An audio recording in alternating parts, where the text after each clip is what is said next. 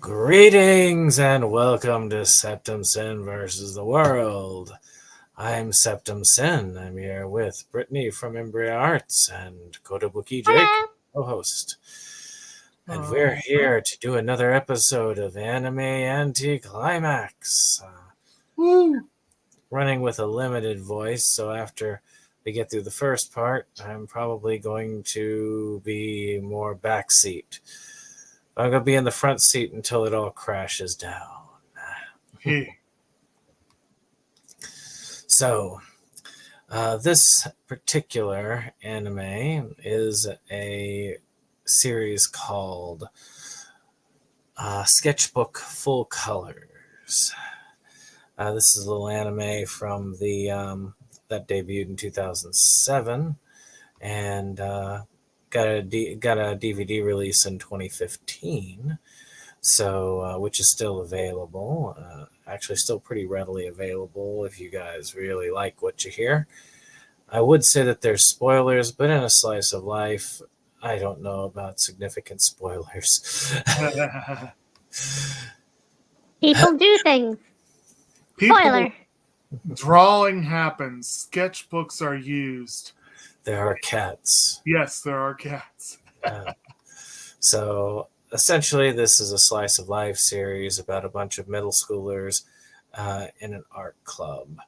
And like most slice of lives, it's mostly female. But unlike a lot of slice of lives, there are a few male characters involved in the school, which, I mean, there are a number of them that do, but most of them are revolving around 100% female schools. So yeah, it's kind of a whole two guys in this anime.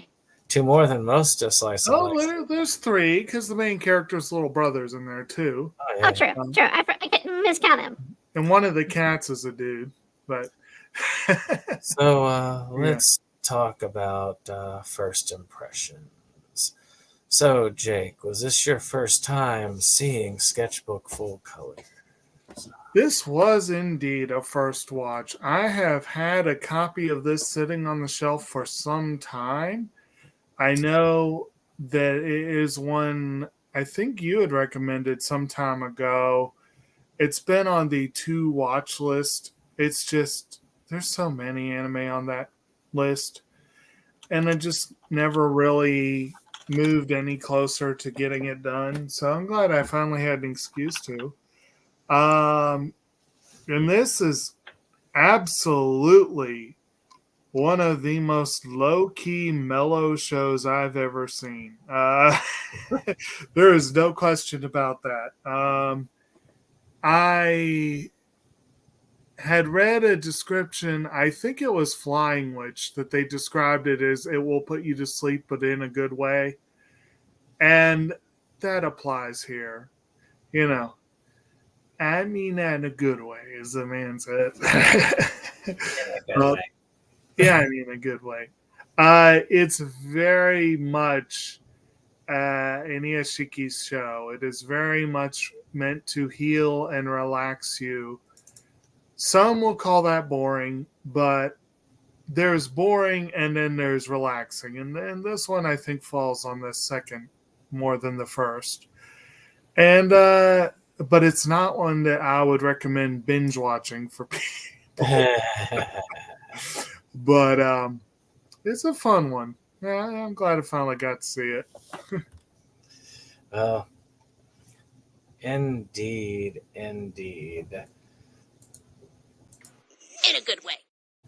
And with that being said, Brittany, is this your first time ever seeing Sketchook Full Colors?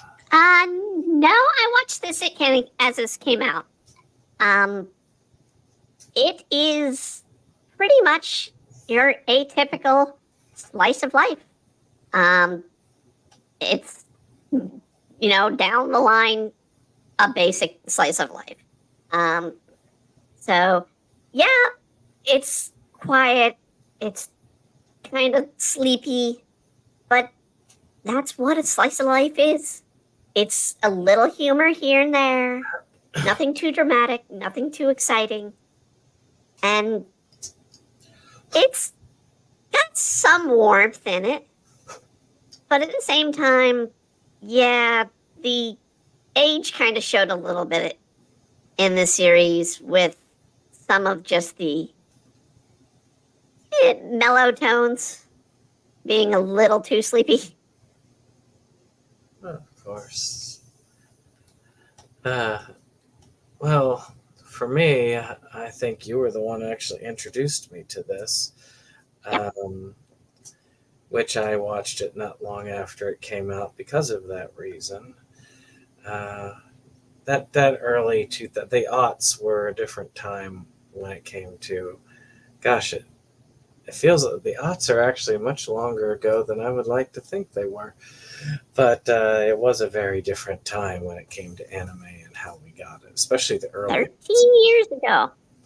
But in this particular, I think it was just something was coming on one of the places. It wasn't streaming channels at the time. It was just something that we downloaders or something.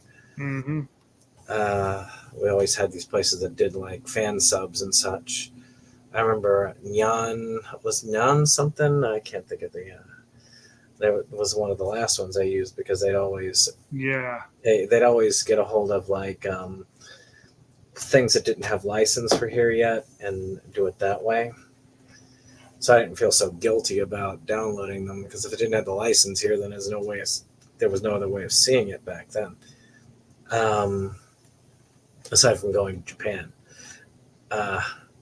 But this one struck me as fun. I really enjoyed it. I had a very good positive experience with it. And I think the way I digested it was very different from how I did it this time, which was binging it a disc at a time. And because of that, I think that I got a lot more enjoyment out of it then. Now, I'm not going to say that it was not enjoyable now. Actually, I think it's still a very lovely show. I really like the writing. I really like the animation.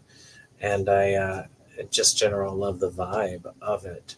I think that for what it is, it's actually quite a fun series. But definitely wouldn't recommend it for anyone who is not sleeping well.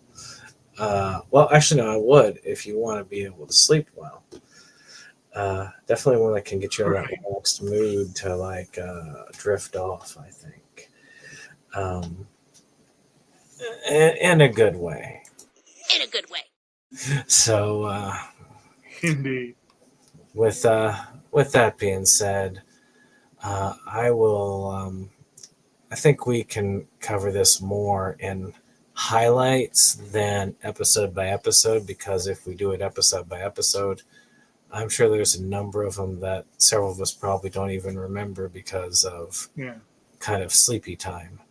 So I literally just stopped watching this about an hour ago, and I still don't remember what I just watched today.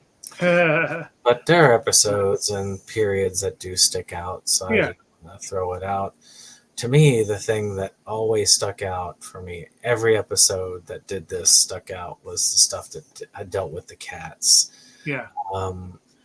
I just really loved the cats, Mike, all of the stray cats, basically, and their interactions with Sora, the main character, and her leaving out like intentionally spoiled food, and she evolves with them at the end where she realizes, wait, I shouldn't give spoiled food to these cats, which is good. And then of course their interactions with the domestic cats, like our friend over there that Kate is holding. Had a fun little thing there where they have like kind of an internal dialogue, and one's dialogue is in English where the others are in Japanese. But with that being said, I'll hand it off to y'all and chime in where I can. Well, I'm going to correct you. It's English, not English.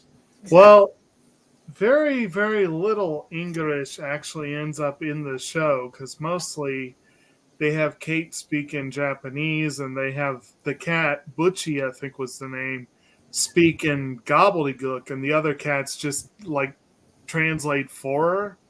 But yeah, you get that initial of they couldn't have found an English actor to do just these few lines.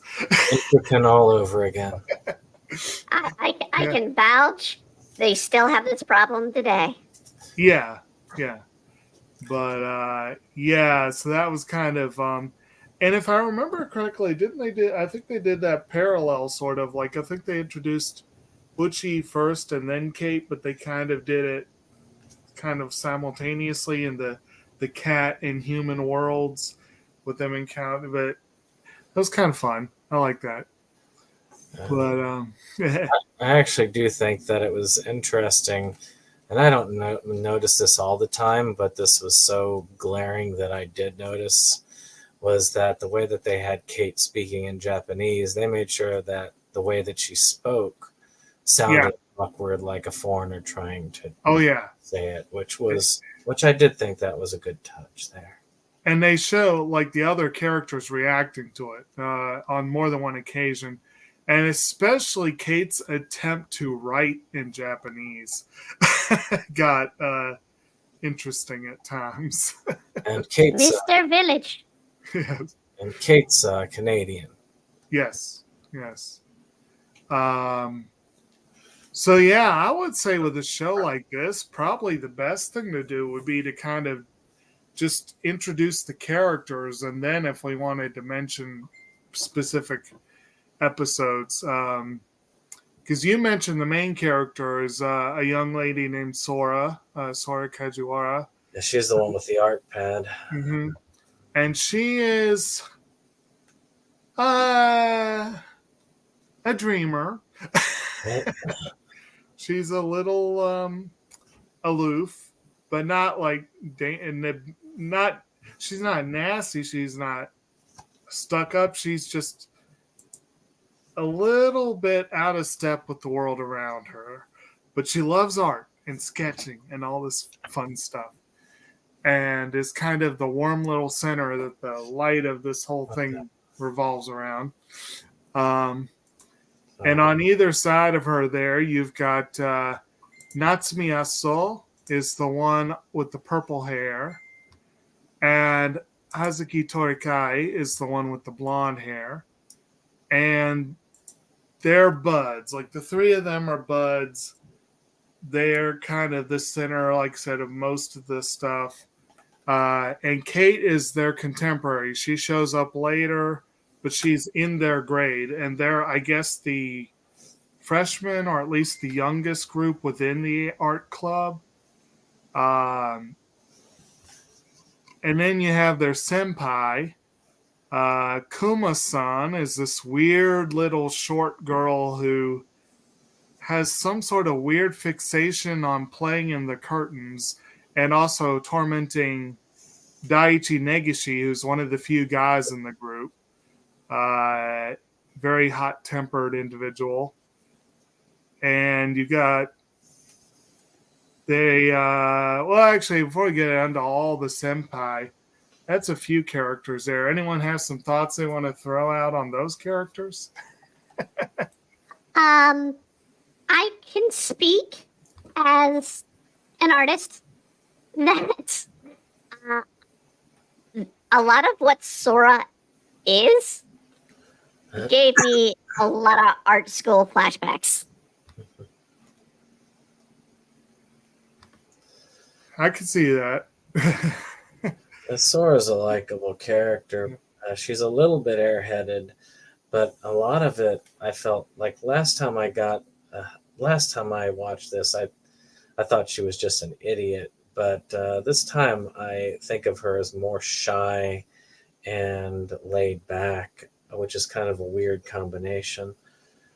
Right. Well, I mean, she communicates through art to a degree, and she doesn't really look at the world the same way other people do, which may make her seem a little stupid, or she's not, but she comes off that way sometimes. You know, and it's kind of like, you know, her friends, you know, are really proud of like the strides she's made toward being more social. And they even end the series on like a callback to that, where she actually gets up the nerve to call out to them across the street, which before she was just too shy to do that. So she's probably the most fleshed out character right. in this. I don't see a lot of the others making a ton of growth. I do they think pretty much start as they are when they end. I think that the friend who liked the hand puppets, they did a lot of waste with that. They used it for a couple of gags, but then dropped it for the most part throughout. I think that they should have utilized it more, just because it's actually something that would be very entertaining. I think if they had her fixate on those more than what she did. Just like the other one that's with her pictured there, the blonde. I mean, she was very fixated on finding a good deal and saving money because they don't have a lot of money. I mean, like when they decide to approach the two weirdos that I'm sure are Jacob's favorite characters to fix her CD player, though they do manage to after the exorcism. But you mean the Suze combo? Yeah, they were. Or Suzukaze combo. Do what? The two characters form the Suzukaze combo. The two that mimic each other. Yeah.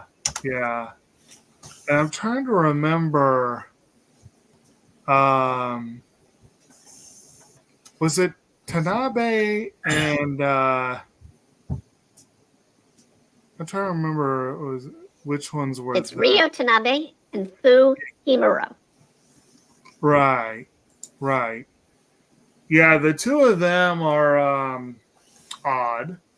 It's like they first start out as like you see them just pop up and almost as like doing like setting the scene kind of things, or like just pure comic relief. And you don't even actually realize at first that they're in the art club. And then they start later on, eventually they end up occasionally doing things with the group. And you have that one episode later on where Sora's in the room alone and they show up and they're like, wait, we're the only ones here? And then they leave because that would just be too weird for them to be the only ones there. Even though Sora's right there, they're ignoring her. But I get from them that they're pretty much the two sort of like best girlfriends that to do and say everything alike to an annoying level. Like they're almost twins, and they really. They are comedians.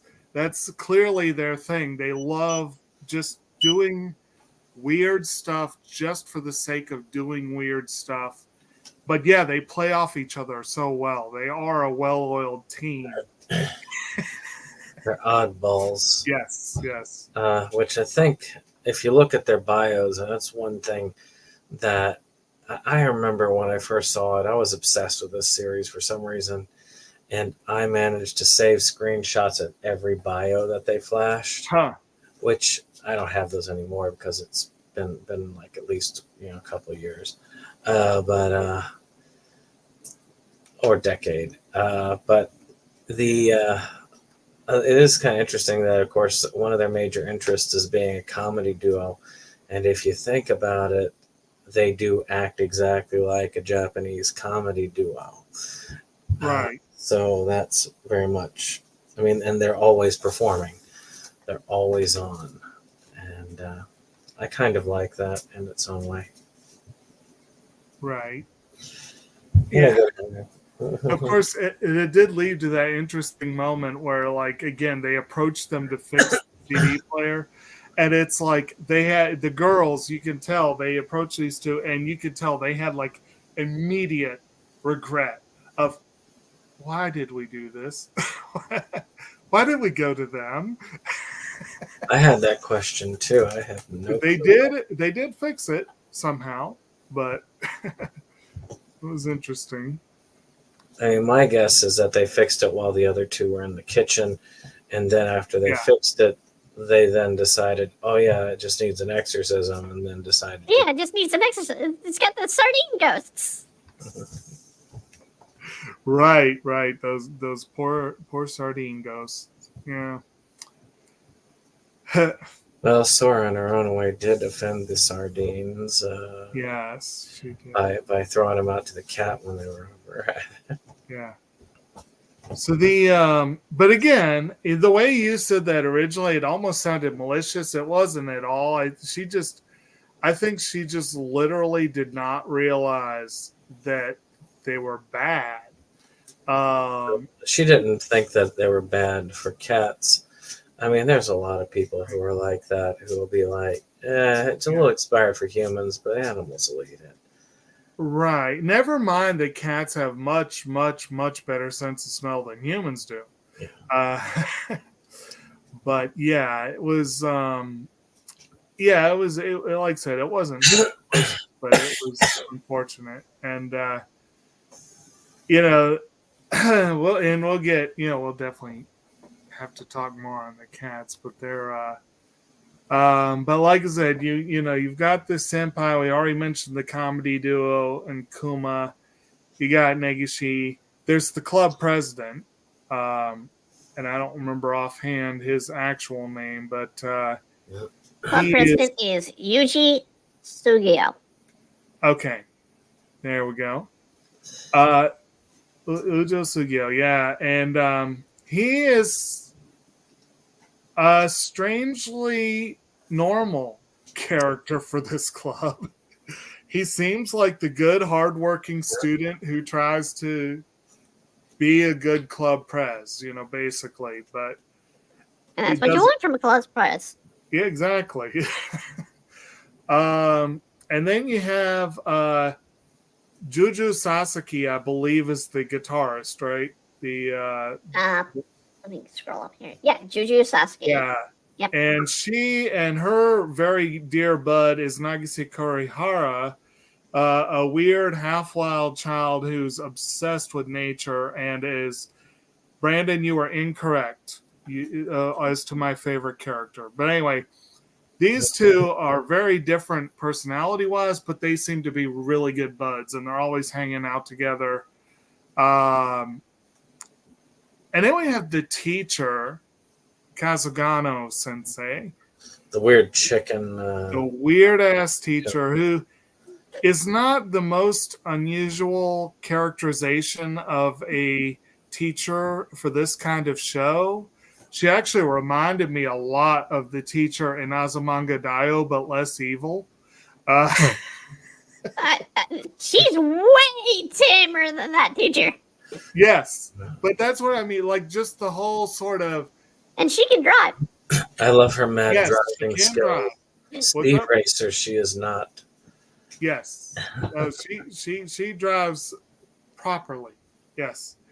But what I mean is, like, just the whole... y'all do what you want, I don't really give a shit sort of mentality. She seems to have. Fair, that's pretty much every art teacher I had. See, I had really cool art teachers. I don't know. I guess I got the luck of the draw, but I never had that art teacher. All of the teachers I had in any of the artistic realms were not bored, but very eccentric in their own eccentric way. Yes. Especially the ones that were musically and dramatically involved. The drama teachers were always arrogant, and the music teachers were always eccentric. I mean, so eccentric. I can't say anything about music teachers. Yeah, but I can say... I can vouch for one of Brandon's music teachers. Yeah, because you two went to the same school, didn't you? College. We were briefly in choir together, and yes, that teacher was very eccentric. I can speak. The teacher in this is very reflective of a college art teacher. Where they're going to be like, okay, You're doing still life. Do what you want.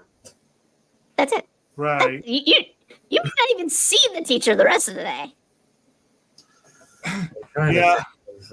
There was an anime where there was a college group that, no, it wasn't an anime, it was a live action where they were in college, and the it was Insidious the Red Door, where they were going into college and they all brought in their best work, and the art teacher says, okay, now destroy it. You put a lot of love into it, okay, destroy it. That's how you really make art. And I'm just like,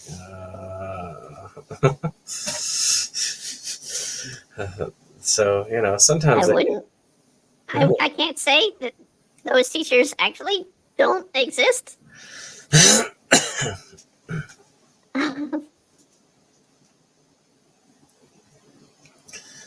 But the teacher here had a strange fixation with chicken. Yes. Both the food and the animal itself. Peachan. Animal, yes. Yeah. Not the same Peachan from Mama. Yes, I found it very amusing and more than a little disturbing that she would frequently and actively not only eat chicken, but talk about eating chicken in front of her chicken. I And want She that pillow. obsessed over chicken.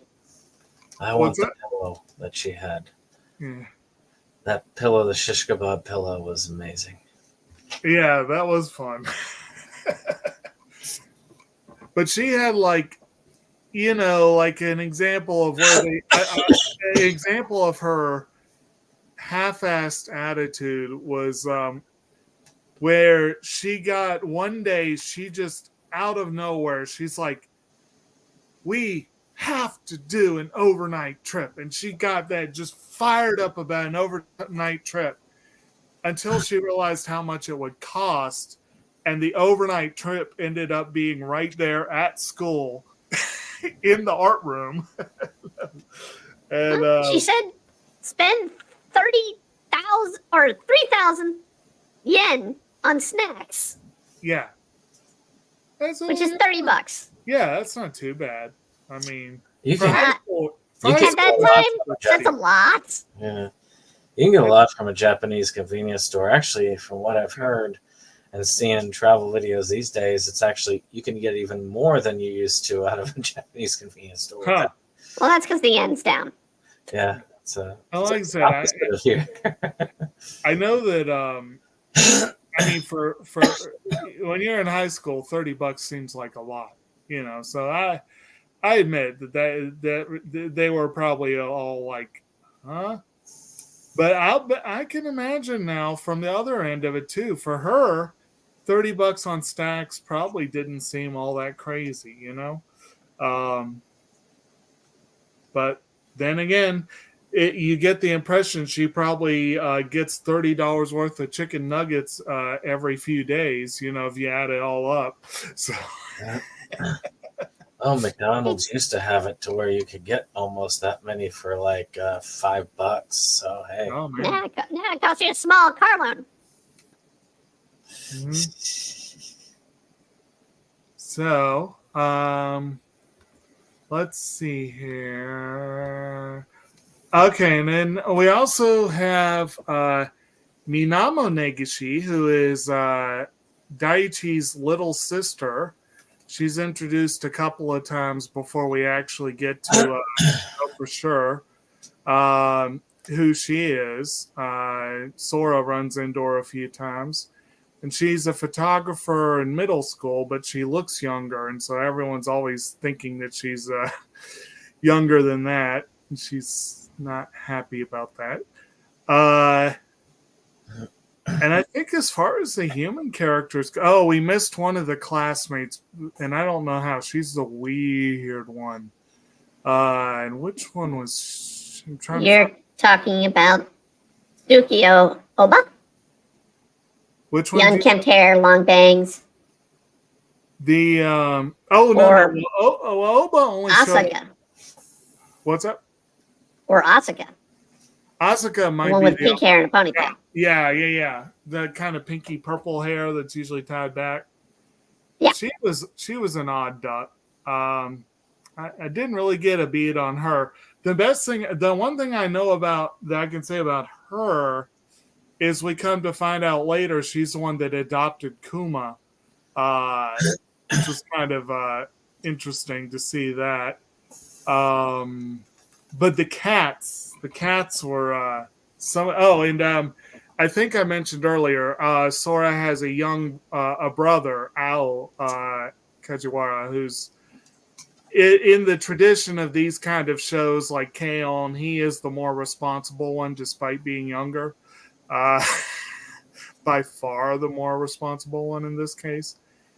I did like seeing them interact a lot because even around her friends, Sora is awkward. She's very nervous. She's easily excitable. But around her brother, you can actually see that she's got her guard down entirely, which, I mean, you expect it because, I mean, if she was that nervous even around her brother, then that'd be a major flaw in the character. Yeah. But, I kind of want to see that now. but Character who's too scared to even talk to her own family. But I do think it's kind of cool to see that side of her, that relaxed side of her around people she's super familiar with. I think that's always good when she's usually only in that mode when she's on her own or viewing the cats. Right. And speaking of the cats, like in our picture here, of course, we got Kate is holding Butchie, and over her shoulder we have Mike, who I think is the first cat we're introduced to. No. And she's one of the main ones. Mike is a weird thing that I think that Japanese anime does tend to hit, is they love to introduce a male calico character because they love that rare. Mike's not a male, though. Is it? I always thought Mike was a male because the way that they did it and the way they named it. Yeah, Mike is a girl. Yeah, they do explicitly say Mike, and Hassan is the one I have up for my icon. They're both female. Mike, they're pals. They hang out a lot, and and then we have again Bucci. Kuma is this weird big tannish beige fluff ball with an enormous head, who is very amusing. That is definitely a male character. He's voiced by who was it? It was Joji Nakata. Joji Nakata, who always has these really deep voices. His good point is that all of his facial features are squished together. Yes. Yes, I like that discussion on good points. And then we have Gray, a kitten who reminded me a lot of a couple of other little gray kittens. It reminded me of Chi from Chi's Sweet Home, but also reminded me a little bit of Normal, but not as bright as either of them. Gray, and I'm looking at the manga here. It's revealed apparently at some point Gray is actually Mike's son. Oh, okay. I don't know if that. I don't think that was apparent in the show. No, it wasn't. Huh. But that's interesting to know. And it what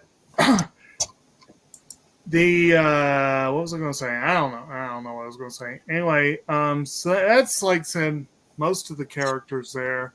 Probably missed a couple, but that's.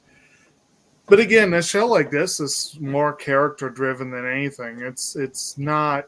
It's based on a 4-coma. It's not based on a linear, plot-driven narrative. So there is plot. Most of the episodes have something to hang the episode's themes on. A couple of the episodes focus on the cats, which those are some of the best episodes, I think. But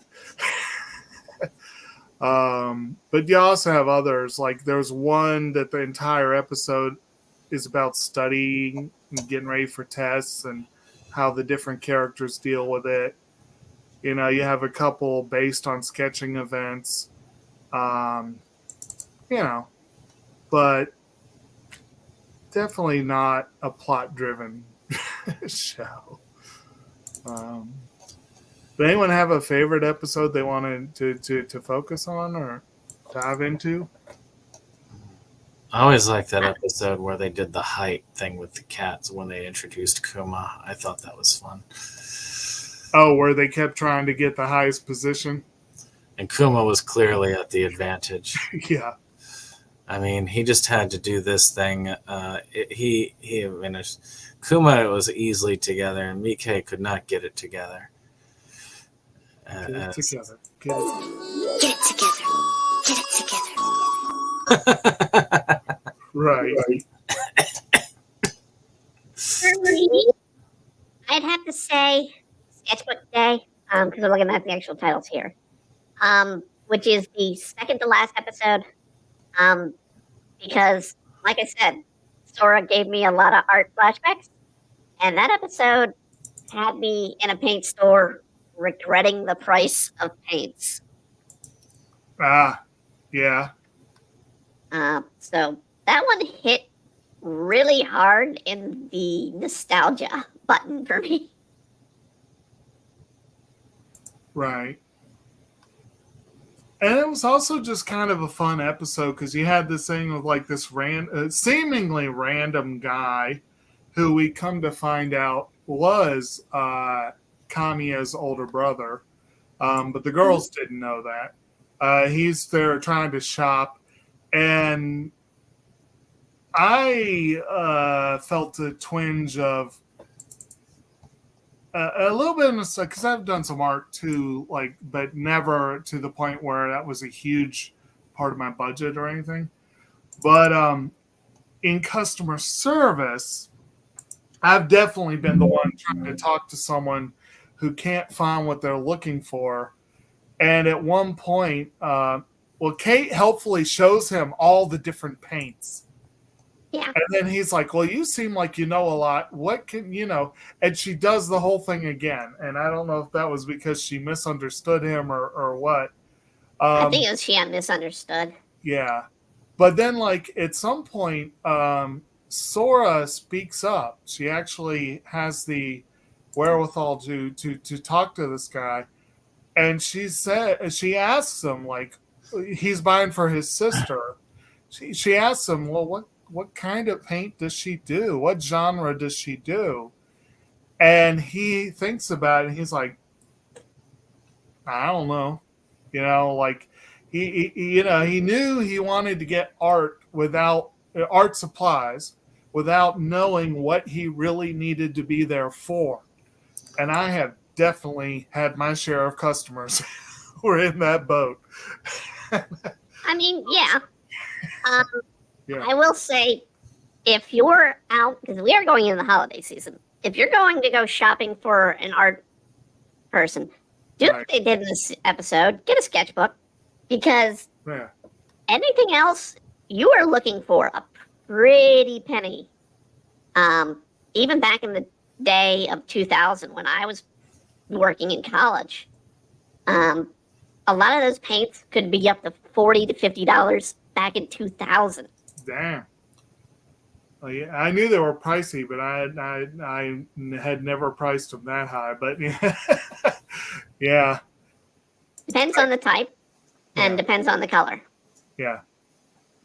But the ultimate decision that they made, they suggested a sketchbook to him, and then they kind of get this light bulb moment, and look at each other, and then we move to a diner where they've rejoined the other two girls, and they both, like, we just ended up getting sketchbooks, and the other two got them too, and it's like, but yeah, if you think about it, it's a really good idea for a gift if you don't know what to do. Because I mean, I've gotten rid of several sketchbooks over the year, but I still have like 4 or 5 sitting in my probably 20-foot area Yeah, that I'm sitting in. right. But yeah, I mean, like I said, though, if you're like not sure, it's something that would be usable and it looks nice, you know. So it has that presentation going for it. A lot You of can things, go for the spiral bound that like they got here. You can go the hardback like I like to use. yeah, the hardbacks are nice. I like those. The but like yeah, for example, if I were to go out to Michael's and just randomly looking for a gift, I would think that would be a good one because a lot of the stuff you could pick up there, either yeah, you better know what they want, or you're spending a lot of money for nothing. Mhm. I mean, Or I still have my Prismacolors from college because Yeah. they are now probably $80 a box. dang,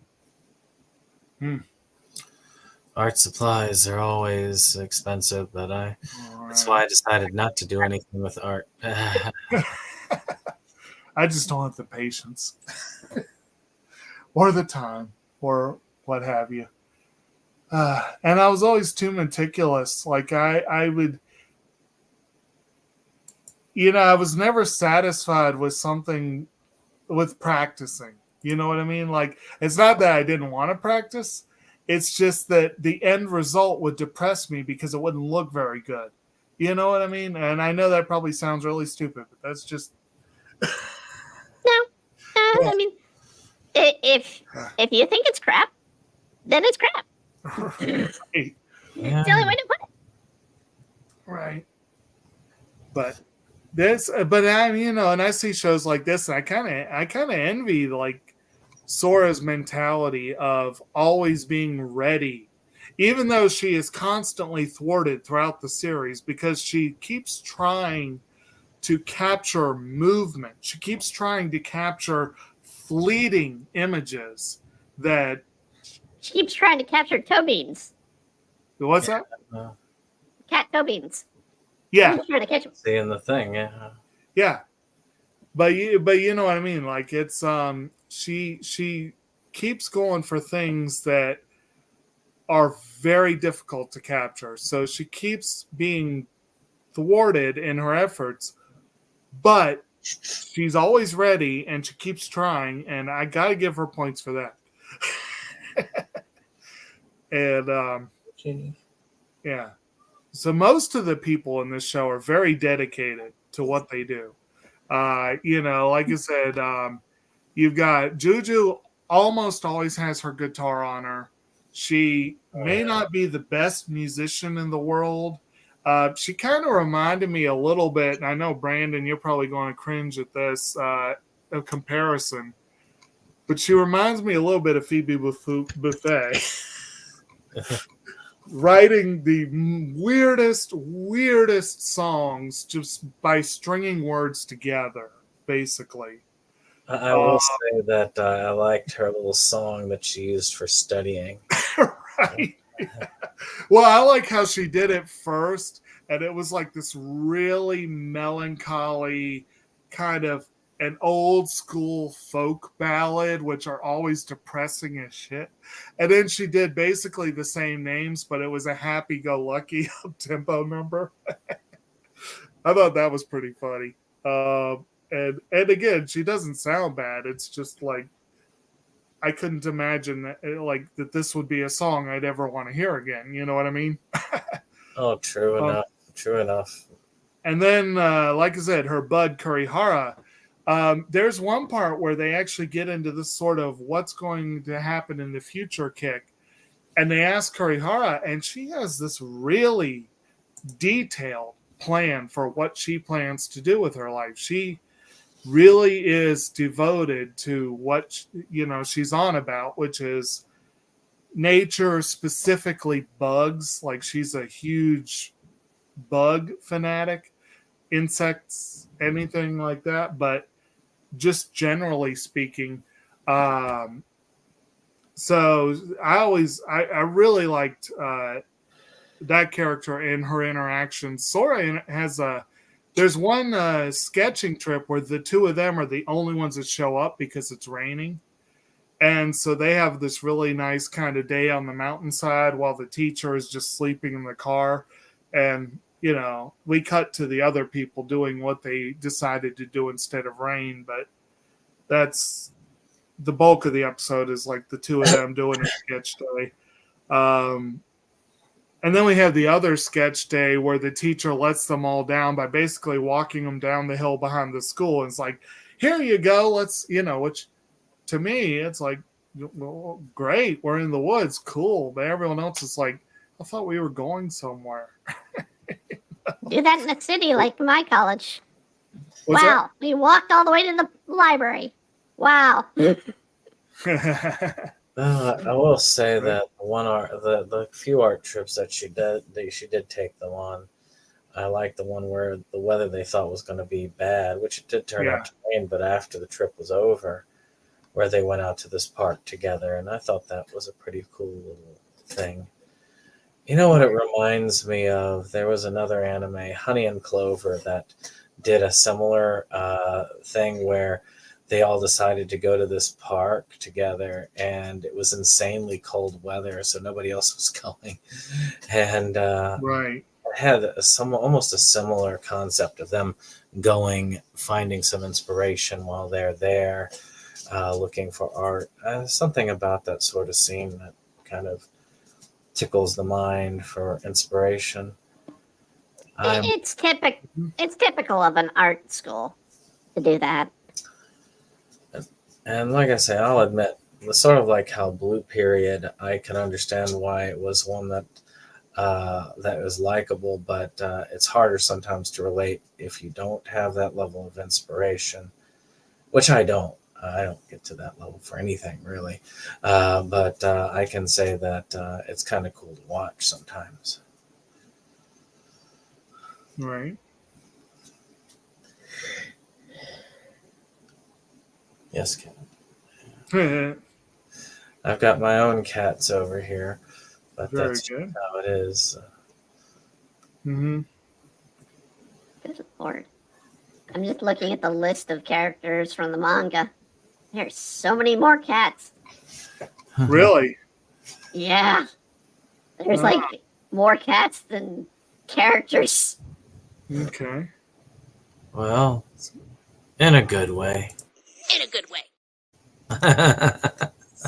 So we had, wow, there are quite a few of them. Isn't that something? Anderson, you didn't make the cut. Sorry. Is Niece? Did anyone watch the picture dramas? Shorts? What's that? The shorts? Yeah. Nah, I didn't watch them. They were fun. Basically, it's a 6-part episode that Aso's family had like a beach inn or something, and they all went out for a beach trip. Well, not all of them. It was a beach episode. Essentially, but it's not a full episode because it's not really animated. Like they use characters on popsicle stick kind of things, and animated background. But that one was Kajiwara, Aso, Torikai, Kuga, and Kurihara. They were the ones in that. But they encountered Sora one morning. Like she gets up before dawn and goes down to the pilings by the shore, and she encounters a cat that's very similar to Mike. And it might be this one, Nisei, that they have listed here under all the different cats. I'm not 100% sure. Calico cat, like Nike.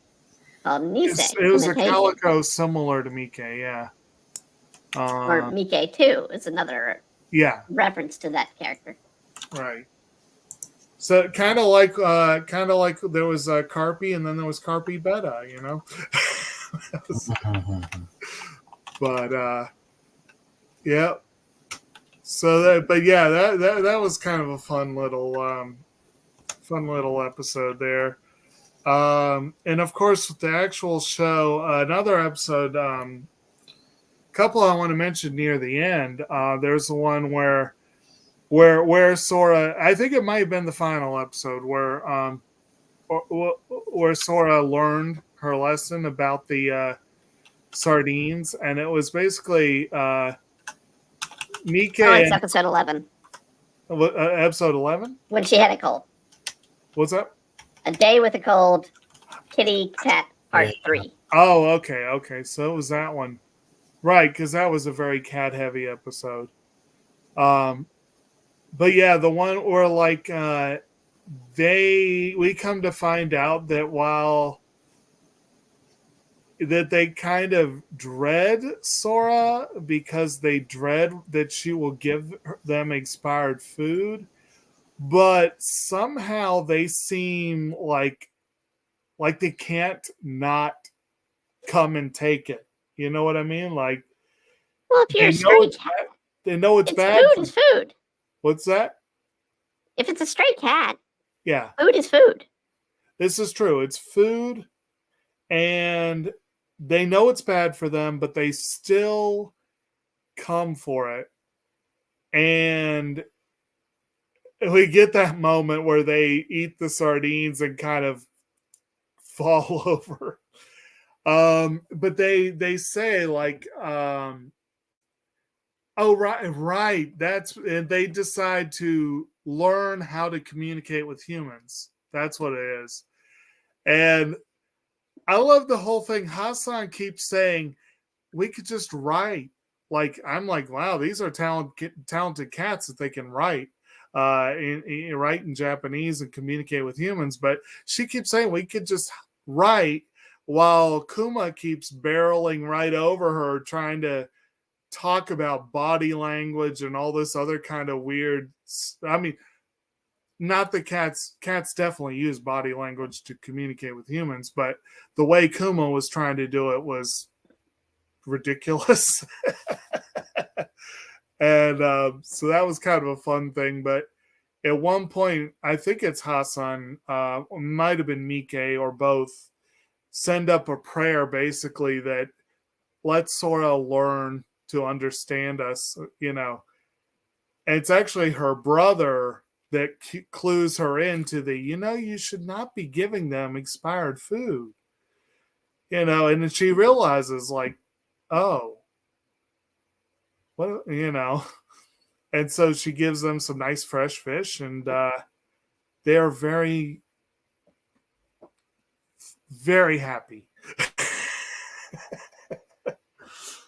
But so she did learn a little bit from that. I mean, it's a good lesson. Yeah. If you're gonna feed cats, especially if they're not your cats, still give them food that is not spoiled. Right. Yeah. Most cats are probably not going to worry too much about eating something that was spoiled, but it's definitely still not very nice. It's still going to do them harm in the long run. Yeah. But and then the other episode is the final episode. What did they call that one? It's like the Lonely Art Club. Classroom. Was it the Lonely Art Club? Yep. Yeah. And that one is the one where Sora ends up in the classroom alone. And we mentioned before where the comedy duo comes up. Actually, several people wander through. Yes. They just don't stay. I think that it's a great thing because it's a reflective episode. Yeah. Which, I think that's important in any type of medium where we get to go over, especially since it's pretty much at the end. And she gets to reflect as she kind of starts sketching and then painting a portrait of the art club as a whole. She finds art a club picture. And the cats. Well, she finds a picture that Minamo had taken of the group, and she just uses that as her base. And it's kind of an interesting thing because as she gets to each character, they happen to come into the room like as she gets to them. But yeah, she ends up finishing the group and then going, okay, well, Minamo needs to be in this, and sketches her in. And then, yeah, the cats end up in there, and she decides, she thinks about it for a minute, and then throws her brother in. Like, pretty much all the significant characters she's interacted with during the show end up just in this picture. And eventually her teacher comes in and kind of looks around. It's like, oh, no one's here. Well, okay, I'm going to go. But before she does, she comes and looks at the picture, and she just gives it this real long kind of meditative look and then just leaves. But then a minute later, she comes back through and says, by the way, that's a great picture. And Sora is almost shocked, because I do think it is the first time that the teacher has complimented anyone's work in the series. I think that's the first time she did. Well, given some of the artwork we've seen them do. Right. I mean, some of them, it's like, where the hell did that come from? Right. But, some of the stuff we've seen was pretty decent. But it's just, like I said, it's clear that she's a teacher that rarely thinks to do that sort of positive reinforcement. So it's nice to see her do it once. What's that? Art teachers. They're not going to praise you that much. You're usually going to get two-sided criticism. See, I never really did art in college, so I can't speak to that. But I definitely in middle and high school, like I said, I feel like I had much more supportive art teachers than you apparently did. No. Trust me. High school, middle school, your art school teachers or your art teachers are going to be nice and sweet, and they're going to want you to explore. But when you get to college, that's when the double critic comes out. Yeah. And they'll give you negatives and positives of your artwork. All right. Makes sense. I think it's like it is with most. If you think about it, once you get to the college level, it's you're trying to, at least you're making a pretense at going at it professionally. Right. You may be taking the class for fun, but for the most part, there are students in the class that want to be professional artists or singers or musicians. Mm-hmm. Sorry about that? Or pretty much anything there. But, to me, you're going to have a lot of eccentricity with these types of characters a lot more often when they get to the college level than you will the high school level. Mm-hmm. Because these people are usually at least well versed in their fields beyond what would normally be, if not professional artists themselves. So you're going to see eccentricity, definitely. Right. If only that carried over to certain other aspects of the school. Like, yeah, I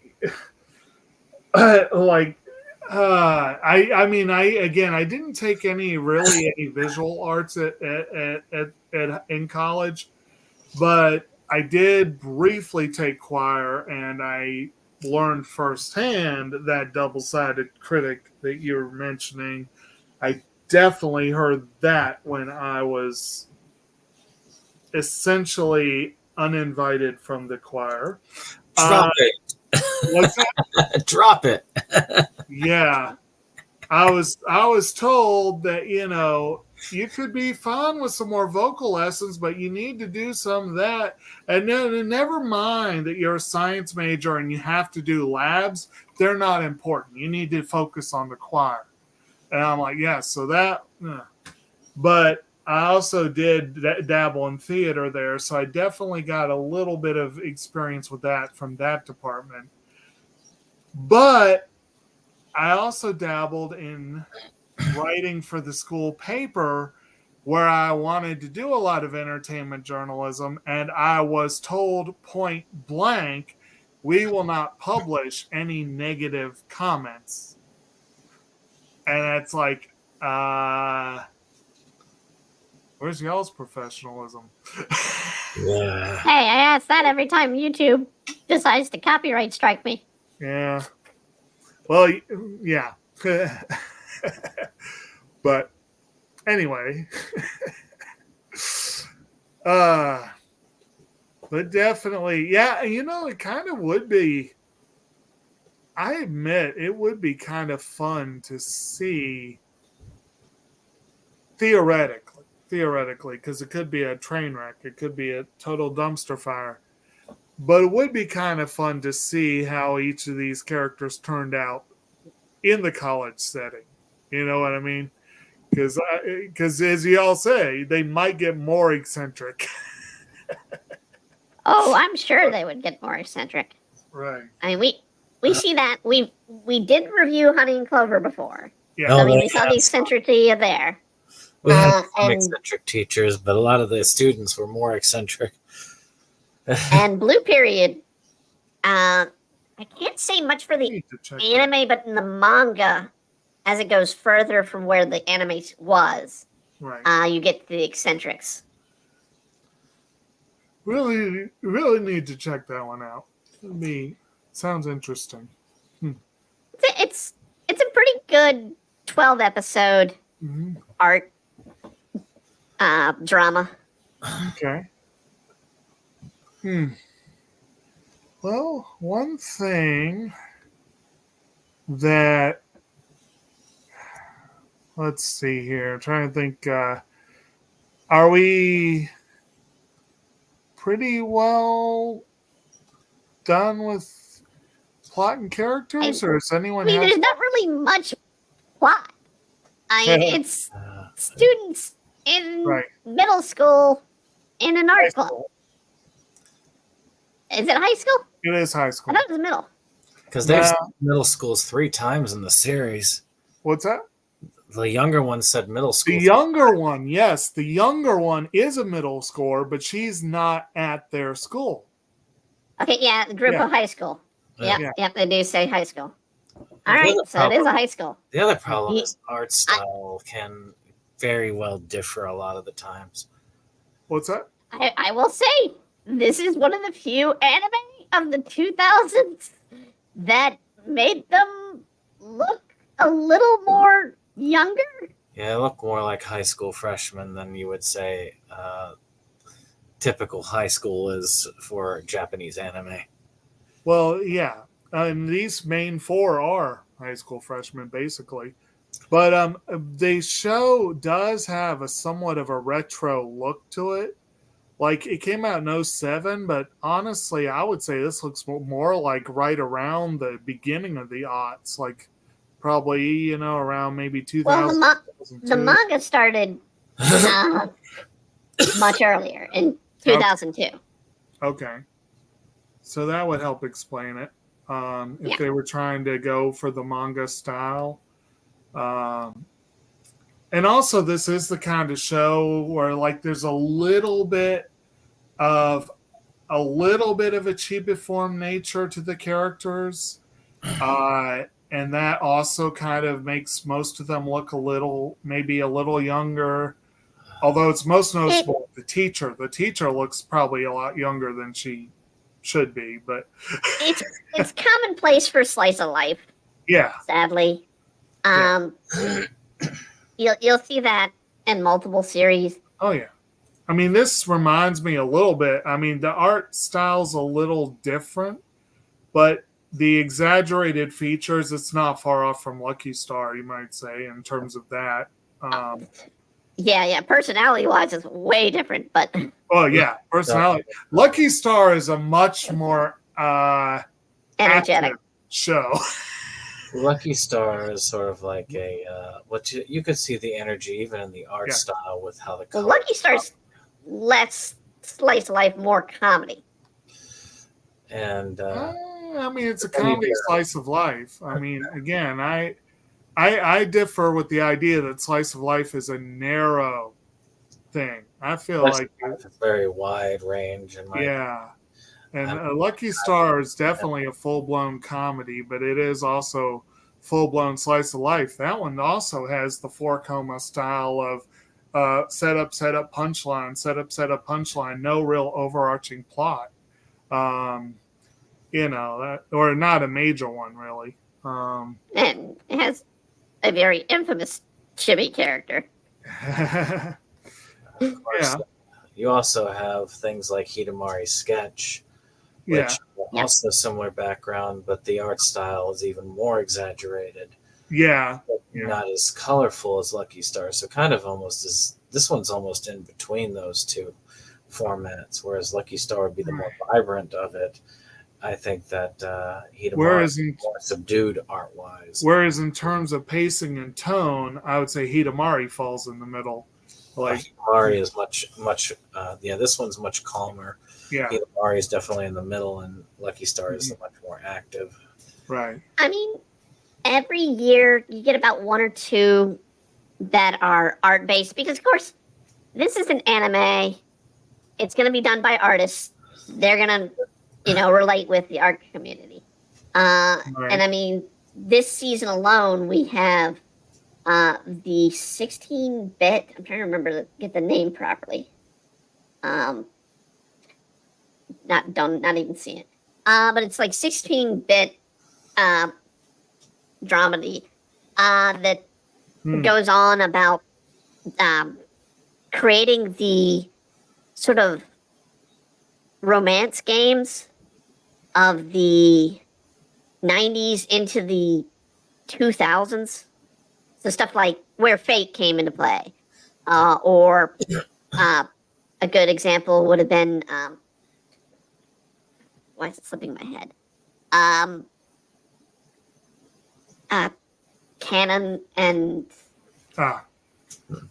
like stuff like Canon that. and Clannad, things like that, like the key stuff. Clannad's another one. Okay. But yeah, those kind of games that came out in the 90s and 80s. And I give that series amazing credit for giving a sense of the changes of each decade of Japan, because as they sort of do time travel, but it still covers art, but they do kind of mess up with timelines a bit because they quote Photoshop as being unheard by people in 1990, and it was a thing in 1987.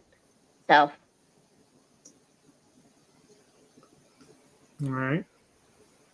Now to me, the tone of this comes across as very similar to other series that I've seen that are not slice of life. Some Days Dreamers 2 comes to mind, actually, where it was a lot more mellow. Some Days Dreamers 2 actually had a plot line and a story. Well, I was going to say that movie, that show has a definite through line that actually gets really tragic. But as I was saying, I'm talking about tonally. It feels a little bit better when it comes to relaxed. There's a lot more of an element of laid back, enjoying the background, listening to the music, getting to that area. You always had the street performers, the subdued art style in many ways. I thought that I always thought that one was very laid back for the most part. Even when there was exciting stuff happening, it was still laid back because it was still kind of a fall asleep watching it type series. I guess I didn't really get that vibe from it, but slice of life, like I tried to describe, basically it's missing plot. Its essence is supposed to be day to day, not like an overarching plot story. So, I mean, you can have comedy, you can have all this other stuff, but overall, it's the best way to describe it, honestly, is use Seinfeld, where it's, what did you do today? That's a show. Well, Uh, I've long said that that sitcoms are sort of an American equivalency to slice of life. They're They not the same, but they're in the same ballpark. You know? even as far back as I Love Lucy, you could say it's slice of life because there is sort of a reflection Yeah. of life or day to day. It's just done with this eccentric character. They added a little bit of her. But Seinfeld might be one of the better examples, I will admit, because it is, quote, a show about nothing. but then again, Seinfeld also has all these eccentric characters. And yeah, but they're the ones that stand. that's the thing. The world has eccentrics. Oh, yeah. It's just bringing them all together. I mean, you have your you have your Lucys, you have your even like you go further back, you get your Jackie Gleason type character. You've got your people out there that are doing it. I mean, shoot, even Sanford and Son, one could say, is a slice of life. It's a slice of life in its own way. Yeah. Yeah. And touching upon this season of anime, one of the more popular animes right now, Free Ren, is very much a slice of life, even though it's a fantasy story told from an elf's perspective that's lived years, and the slow pace of her life versus the fast pace of everybody else's life. That's what I've been meaning to check out, but I had the impression that there was a bit of a plot more than that, but not really. Well, it's good to know. I've been looking at it for a year or so. We have the manga at the library, and I keep wanting to check it out, but I'm like, but there's so many others I'm already reading. But it's same thing with Blue Period, honestly. Both of those I've been like but when I saw that they made Frieren into an anime, I'm like, ooh, that sounds fun. I do want to check this out. But yeah, I mean it's got an interesting premise. Yeah. Like I said, it's a slow burn. Just through the story, you meet characters. Right. Some of those characters just flat out die because of old age. And, yeah. Right. Sounds interesting, definitely. Yeah. Let's see, and actually that reminded me of something I need to double check real quick, because I may be remembering this right and I may be remembering it wrong. So I want to make sure I'm remembering it right. But let's see here.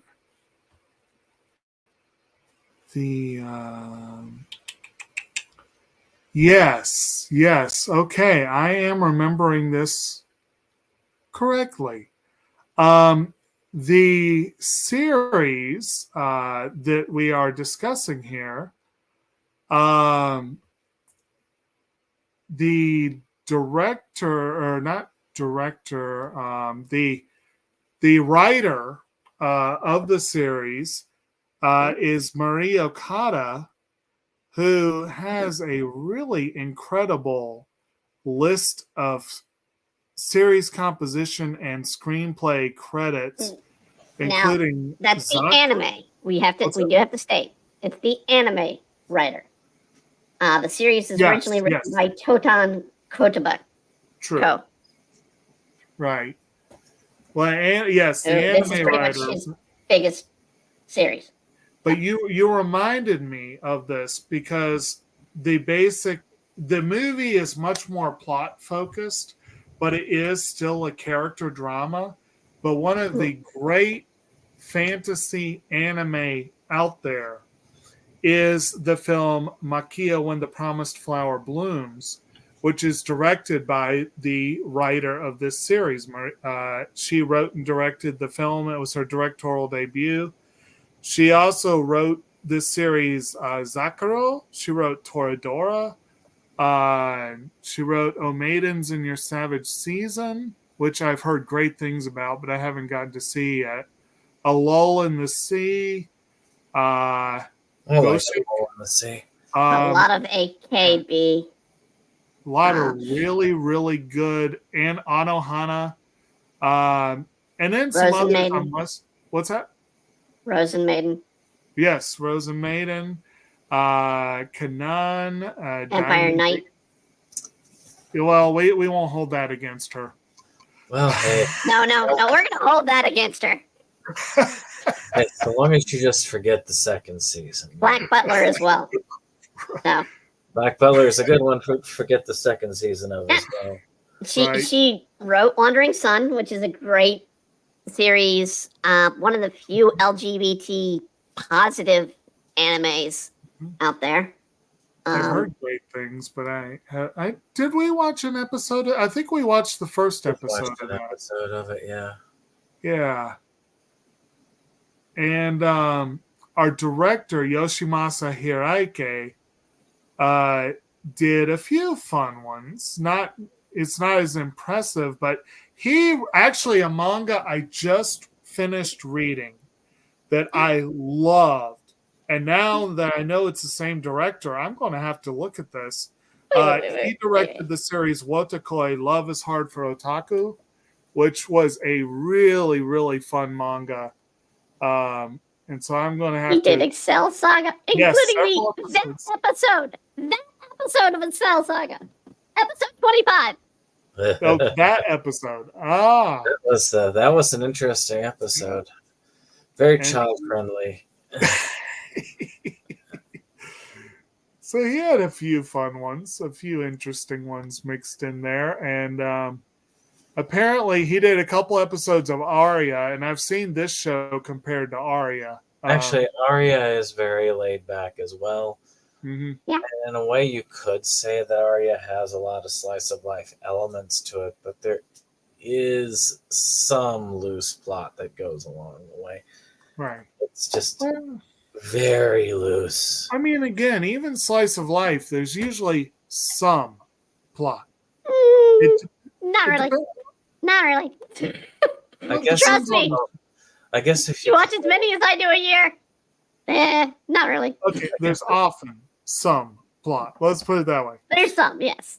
Yeah, if you call the movement of time and character development, which is usually what you get from slice of lives. But not all. For example, K-On! Has a definite plot development as it goes on. Yes. You know, there are a few that have definite plot and development, and there are some that it's like, nah, not as much. This one has a very little bit. There's here's the Wikipedia entry for the plot. Sketchbook begins with Sora Kajawana joining the art club of her unnamed Fukuoka High School and goes on to chronicle her subsequent experiences and her fellow club members. The end. Yeah. And ANN says she's a shy girl who enjoys drawing in her sketchbook. She joins art club at her school, meets many colorful and eccentric people.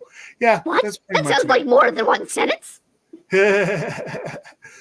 But yeah, there's not a whole lot to the plot. But like I said, a couple things happen. She does join she's joined the club recently at the start of the show. But Kate joins the cast. Kuma is adopted. You know, things do happen. But it's not like a big thing. Things happened in Seinfeld, like we said. Yeah. And it's a perfect example of a slice of life. I mean, George got married, or was going to get married, and his wife died. Yeah. And, you know, and again, I'm watching Cheers right now. Cheers is a great example of an American equivalent because most of the episodes are fully self-standing, but things do change over time. But yeah. Because life changes.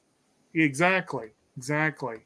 No, a plot, that would be counted as plot, but not what most people think of as plot. Right. Because when people think of plot, they actually look at beginning, middle, end of story. And character development and time moving on could be considered a story, the story of life, I guess. Right. But not in the sense that most of us think, like, say, machia, which you would use, there was a definite, strong plot line throughout. There was, but that was also a character heavy one, so it's probably not the strongest counter. But something like, let's say, for example, a lot of your shonen series, like say Naruto or whatever, that would be probably a good example of one where it's more plot heavy. Depends on the shonen. Obviously, there's some that I feel like the plot never really goes anywhere. Yeah. Well, like, okay, well, again, Naruto's a good example because there are very definite things happening, very definite stakes. There are villains that have to be defeated. There are things that have to be done to get ready to face the villains. It is a show that takes time for character development. You get to know the characters, which is great, but it's a show where I think the plot is a little more important in terms of the overall balance. Or at least I use another slice of life example. Okay. One that I've particularly liked, they just had their second season this year. Tonikawa, Fly Me to the Moon. Okay. It is a great example of slice of life. Just two individuals meet each other. There's some mystery around the wife, and it's one of the rare anime that they become a couple by marrying and actually having a relationship through marriage. Yeah, that's actually a fun one. I need to watch season 2 of that. But it's just a mellow. I thought it was interesting how that one actually starts. The relationship starts with getting married, and that always that is unusual for that kind of thing. Like but there is an underlying plot. Yeah. There's a reason why she was doing what she was doing. There's reasons why things go, and it's not like as clear as say something like say one of the Bleach movies. Okay, Bleach would be a really good example of a plot heavy show, because I think compared to it doesn't have to be good plot. No, it doesn't have to be good. But like if I were to and we also have to note, it doesn't need the filler to fill it up. Right. Oh, like everybody's favorite, though, the bounce story. And the part that almost completely destroyed that series. And again, and maybe this is a little bit unfair to Bleach, but I don't know. I doubt you guys would argue that. But like if you were to put Bleach up against Naruto or One Piece or Fairy Tail, I do think Bleach comes off the weakest for character development. I'd say Fairy Tail. Actually, the weakest for the character development. What's that? I'd say Fairy Tail's weakest for character development. Think so? Yeah. Yeah, well, I feel like there's some, but I enjoyed Fairy Tail immensely, so I guess I'm a little biased. I'm saying it's a bad show. I'm just saying. You don't need it. They don't really develop. That's right. The thing is. Well, I've also, with that one, I'm thinking about overall, because I also did read the manga, and they do give a little more in the manga than they do in the show, but, you know. I mean, you don't have to have heavy character development to have an enjoyable show. No. Just like you don't have to have a heavy plot to have an enjoyable plot. On the other side, you can have a heavy plot that's not enjoyable at all. Right. So you could have that. that's the that is the thing. Yeah. We're looking at you, Vampire Knight. Or shoot. Here's a good one for you, Gasaraki. That was extremely plot heavy. This is true. And I've tried to watch it twice now, and I can't remember. I don't remember shit about the characters. The matter of fact, this one actually was easier to stay awake to than the Gasaraki was. Gasaraki will also help you with your insomnia, but not in a good way. But when you spend half the series before you actually get into the mech combat for a mecha series, there's a problem. Yeah. unless the balance is something worth the wait, like which could happen. You have to have characters worth running into. Yeah. That series did not have characters that were worth. It did have some cool music, but other than that, not All right. much. Well, speaking of art, are we done the art? Yeah. What about the music? I love the music in this. Like the themes are really mellow, and again, they kind of help set the tone of something that's more relaxing than anything.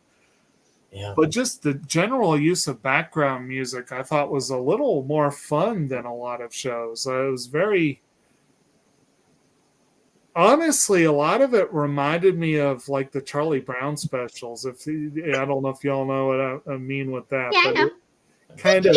Jacob, we're going into Christmas when Charlie Brown has the most infamous specials. No, I'm not saying you don't know the music. I'm just saying, like, I don't know if y'all would have had the same connections. Like, I don't know. To me, it called to mind, like, I could almost hear the Vince Guaraldi trio doing the music on this show, if that makes sense. Like it. I did like calm and mellow. Yeah. I did find it, and I said this literally before we started today. I don't know why they put in a new opener. Yeah. 2 episodes away. Yeah, from the end. Yeah. Took me off guard again. They changed them up right at the end. Yeah, it was weird.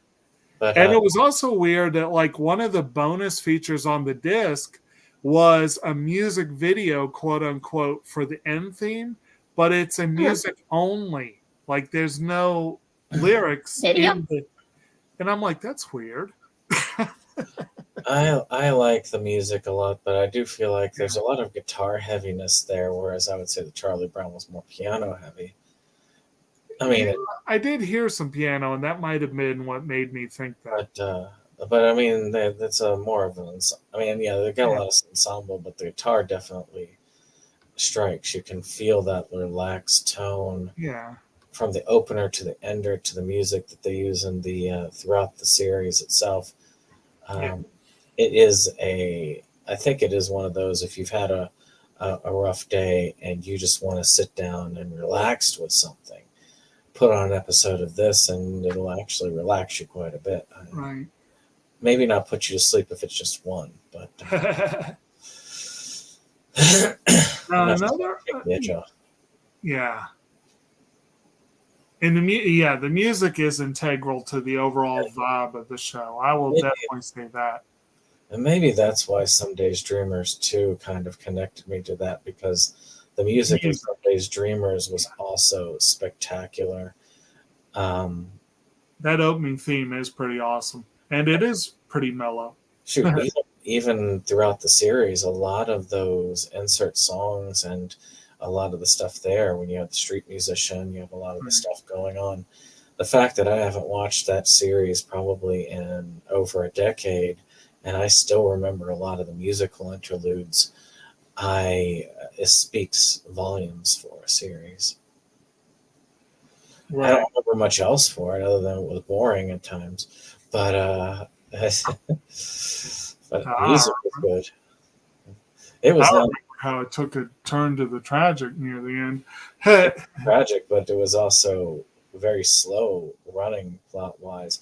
Whereas the first series was a lot more, the pacing was a lot better in the first series, whereas it was a much more relaxed pace in the second. I think I still need to see the first one. One day. One day. Who knows? Maybe we'll discuss it here one day. Who knows? Who knows? Another one I need to check out that is on the shelf, and I've been reading the manga, and I enjoy the manga that I've read so far. But the show that introduced me to the term Iashike is Flying Witch, and that was the one that they had described as it will put you to sleep, but in a good way. But that manga is very chill and relaxing, and I'm like, I can just imagine if the anime is very mellow. Yeah, but there are parts that are pretty action heavy a little bit. Okay, Well, you would think with the premise, the basic setup of that one, that they would have opportunities to mix it up and get some of that in there. Certainly. But anyway, anyone else want to say anything about production overall, or are we? I think we kind of covered it all. Okay. Yeah, we hit this longer than we thought we were going to. Yeah. Yeah. Well, I'm ready to do favorites if y'all are. Favorites of what? Favorite scenes, What's the subject? episodes. Yeah. Favorite episodes? I think Okay. I think an episode is good. How Yeah. about this? Why don't we do with the favorite episodes and favorite art club member? Well, yeah, I was going to say character, but yeah, we could say art club member. Yeah. If I was going to go with characters, I'd be picking the cats. I think we're all going to pick the cats if that's the case. Okay, so Yeah. cat and favorite art club member and favorite episode. Brandon, why don't you start? I think my favorite episode is still the one where the first cat heavy episode where we introduce Kuma and his quest to get adopted, and I just love that how they explain that the whole height thing, and it's just the cats actually break up a lot of the monotony for the series itself as well. So I do like that. I do like that as well. As far as favorite character, I would probably go with it's between Kate and Sora, but for some reason I always found myself paying attention and slightly entertained when Kate was on the scene, so I'll go with her. Give us some English. I actually, like I said, I did like the way that they had her speaking Japanese, so it sounded like a foreigner was speaking it. So Right. that I'll give it. Right. And which one was your favorite cat? It's between Mike and Kuma Okay. because Kuma is still definitely up there because I just he's fun. I didn't like him at first when I first watched the series, but then he grew on me as time went on. All right. Be Brittany. My favorite episode. I'm gonna have to probably go with the radio cassette one because I did enjoy them doing an exorcism on a radio cassette player. All right. Character wise, I've got to go with the character I most represent when I was in college as an art student, and that is Sora. Very shy, very kept to myself. Always with a sketchbook in hand to draw something. So, go with that. Cat, I'm going to have to go with Bucci. Okay. I liked the point where Bucci was trying to teach them through dance. All right. And it just amused me. Oh, well, yeah. What was it? It was like they thought that Bucci had some sort of strange power, I think it was, and they were doing that ritual. Yeah. Yeah, that was fun. For me, I'm tempted to say also the first cat episode, but I might say the other cat episode, the one where Sora was sick and then, and they had the other cats. I'm not sure that I have a clear winner there, but it's probably one of the two. And for the cats, like, I want to say Hassan was my favorite. But Kuma was very amusing. And part of that was the voice actor. Joji Nakata is got a very distinct voice, and just that voice out of that cat just was very amusing to me. And it didn't even really get into. This does have an impressive voice cast. We've got a lot of people who I generally think of as really great voice actors in here. Sayako Hara, Yoka Hikasa, Ryohiro Hashi. Got some others. Probably because they were regulars with TV Tokyo. Yeah. That's the anime production series network. Yeah. A lot of these people were already at the time or would in the next few years become regulars on quite a few shows.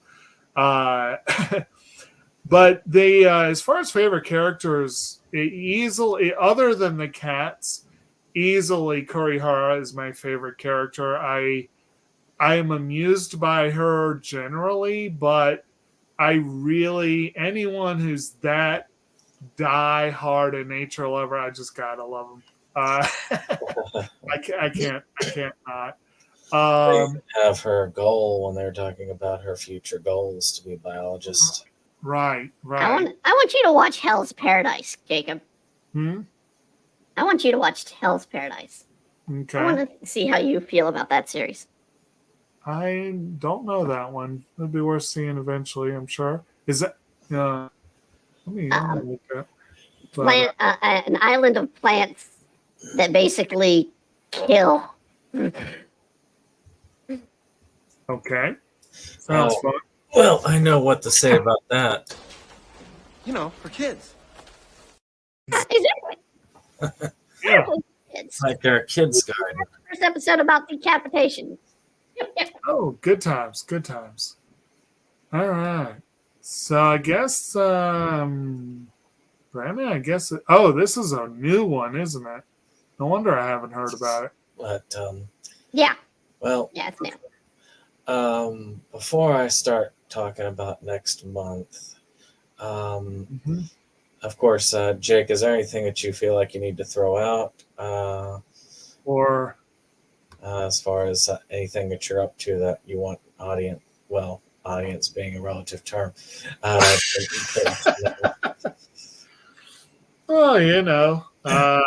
those of you who are regulars probably already know most of what you need to know. But if we have any new folks joining us, Code Bookie Jake, I'm co-host of this channel. When we do stuff, which is infrequent, but it happens. And also do spend time each week on Inside Movies Galore. And this week we discussed Five Nights at Freddy's, so check that out. It was interesting. Yeah, for 3.5 hours. I was glad I didn't stay for that one.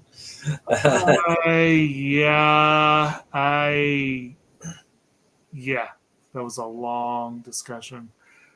But if you really want to hear a lot about that movie, we'll have a couple tighter discussions coming up here in December. So you got that to look forward to. Santa Claus, the movie, next Monday. Gonna be fun. I could be wrong, but I really don't think there's 3.5 hours of things to say about Santa Jaws. I could be wrong, but Santa Claus is going to be great. But I think the next one is the Santa Claus movie with Arthur in it. Yes. Wait. I'm gonna predict Santa Jaws just from the title. What it's about. Santa Claus gets genetically engineered mixed with a shark. Am I right? Something simlar. Santa Claus gets eaten by a shark, and then the shark gains Santa powers. No, so too far off. Oh man. So we're going to have some interesting portrayals of Santa Claus this coming month. Let's put it that way. But and of course, we're working on Dave's film mostly. I mean, my film is about 90% done. So if I'm doing work on Saturday, which we'd normally be filming on, it's probably on Dave's film that we're doing. I gotta work on the poster. Yeah, and so as far as you, Brittany, what are you up to lately? Well, we are back to doing some of our streams. Unfortunately, we were sick this beginning of this month and been having technical issues. We're slowly working those out.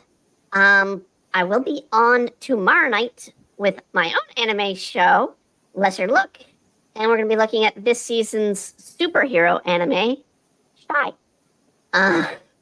Definitely an interesting take on superheroes that you don't see in American comics. So tune in for that. We'll talk about that.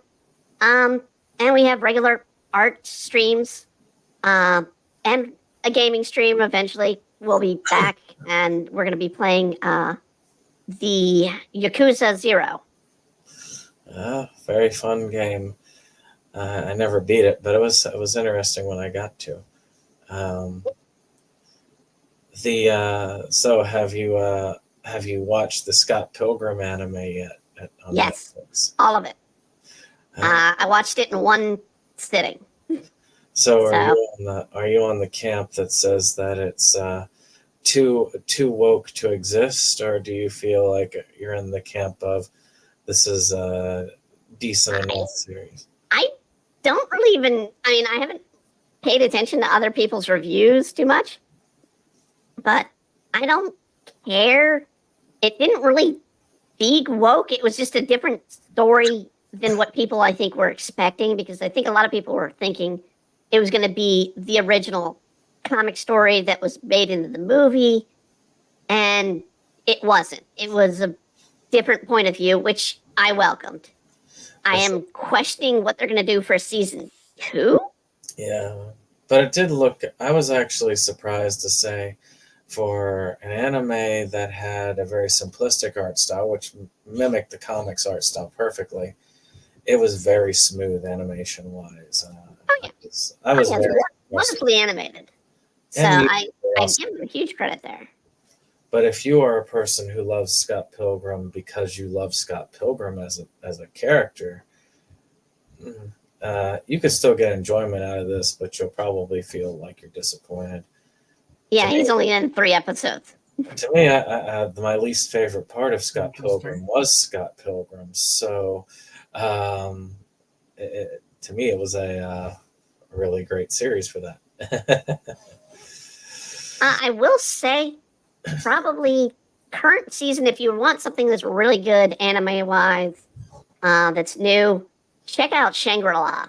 I know not too many people are talking about it. I know I gave Under Ninja huge praise as well, but Shangri-La is isekai with a true cheesy gamer. Are they still releasing like Isekai 5 series at a time these days? 5? Like 30. Yeah.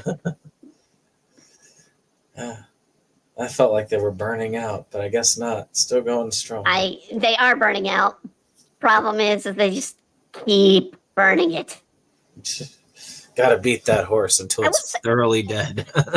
I will say, those that have not given a second look to Shield Hero Season 3, oh my god, you're missing out. It's one of the better seasons out of the show. It is definitely the re-bitching if you liked the first season. I've heard it's a good show. I need to check that out eventually. Season 2 is a little low, but 3 is great. Right. But with that being said, of course, December is Roger's birthday. Of course, he couldn't be here because this was not his jam. But we are going to, because of the holidays, of course, we're going to be doing it in January. We're going to do it the first Wednesday in January, but we're going to be covering Garden of Sinners, and which is a 10-episode series, 8 for the main series, and 2 that kind of came later, as I've discovered in my research. But all of it on Crunchyroll. So those of you who are interested in that, I'll be doing that discussion in about a month. But do keep on this channel if my voice holds up with liberal amounts of tea, lemon, and honey. I do plan on trying to release a video, or at least a number of videos on this channel for December, related to Christmas viewing of sorts. So break out your eggnog and whatever other holiday devices you have, because the holidays are upon us, and they won't end Get the until Christmas cannon. New Year.